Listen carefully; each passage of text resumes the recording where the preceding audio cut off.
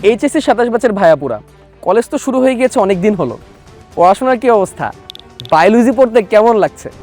Biology যতটুকু বুঝে পড়া সাবজেক্ট ঠিক ততটুকুই মুখস্থের সাবজেক্ট, এবং এই দুটাকে কম্বিনেশন করে আমরা আমাদের এসিএস কলেজ বায়োলজি কোর্সের সাইকেল 1 শেষ করেছি, সাইকেল 2 শুরু করেছি এবং এখন অগ্রসর হচ্ছি সাইকেল 3 শুরু করার জন্য।